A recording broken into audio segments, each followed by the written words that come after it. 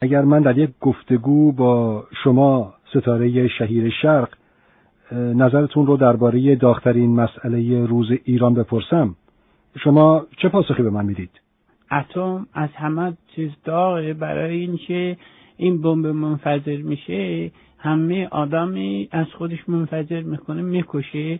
و این اگر که این بمب اتمی اسرائیل بخوره، اسرائیل چون ما با اون مخالفت میکنیم و دشمن هستیم، اون اشکال نداره. ولی اگر اسلام باشه، اسلام نباید بخوره و ما با اون مخالفیم. ولی ما این چیزی که دکتر همینی که رفت پاریس اون گفته، یه چیزای درازیه که توی اون چیزی میریزن، اون که شیمیاییه، اون میریزن، این سخت میخوره، تاپ میخوره، بعد غنی سازی میکنه. غنی سازی یعنی این که بهش چیز میده که این میچرخه، از خودش یه چیزی درست میکنه که توی کتاب شیمی نوشته. بعد اون میریزن توی کلاهچ یک چیز کوچولویی که سر بمبه.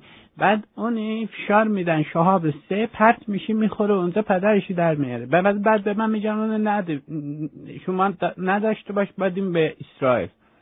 چرا اسرائیل داشته باشه من نداشته باشم؟ شما فکر میکنید ایران میتونه واقعا موشک اتمی درست بکنه؟ من فکر میکنم که همه چیز ما میتونیم درست کنیم. یعنی هر چیزی که برای خراب کار باشه من خودم درست میکنم. یعنی اگر قرار باشه ما، چه فرق میکنه چه آدم، اگر چه دانشمندان زیاد ما داریم الان، مثل آقای عباسی در تهران که این دکترین درست میکنه. دکترین از بمب اتم هم سخت تره. یه شرکتی که مال این رئیسشه که اسمشم من نمیتونم درست بگم، ببین چقدر سخته. و اینا همه چیز درست میکنن، یخچال، شهاب 3، بمب اتم، کلاهچ هسته‌ای، حتی اونی که میبرن تعمیرگاه، نه، اورانیوم درست میکنن.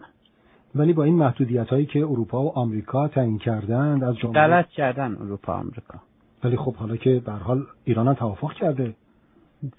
ایران توافق کرده که خب ما یه چیزی گفتیم، ولی حالا باید خودمون بیشتر فکر کنیم و اونطوری چه یه چیزی گفتیم یعنی اونو قبول کنیم. یعنی ممکنه شما دوباره نظرتون عوض شه؟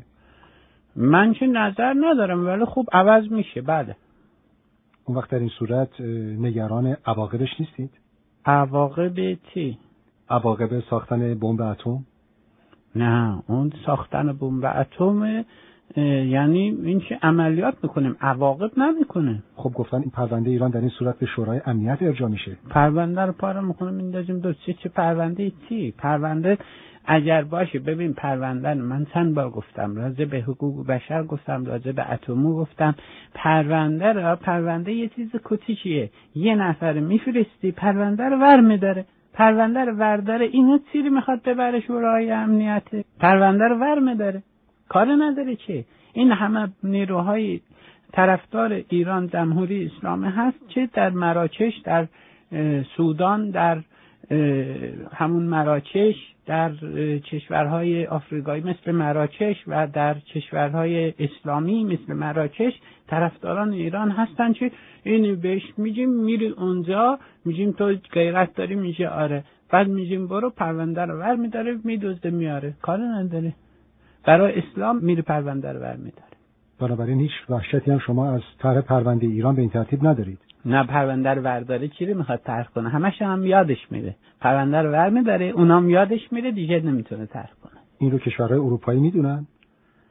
کشورهای اروپایی نمیدونن، نه فکر نمیکنم، مگر این که این حرف ما رو گوش کرده باشن که شما اگر یه کار کنی چی این